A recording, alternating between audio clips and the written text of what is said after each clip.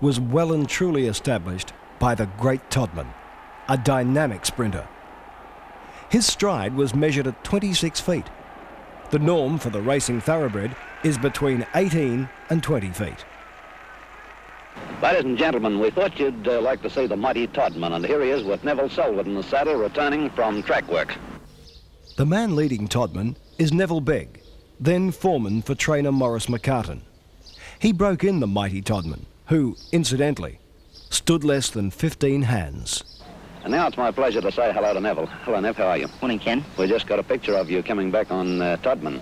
Yes. How is Todman going, Neville? Well, Ken, he feels terribly well. I just hope that he feels as well himself as what he feels to me when I'm riding him, because to me he feels like $1 million.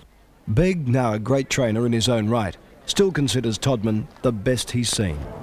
Well, he was always a very dominant sort of a horse, you know, a very strong-willed horse, and he always gave us the impression, if, you know, once he put his mind to the job, that he'd be good. Our first real indication was one morning we took him to the barriers, and he and another horse jumped out of the barriers together, and they streeted the others by lengths, and the other horse turned out to be a horse called Gold Stakes, who eventually won a Newmarket handicap and was an outstanding sprinter.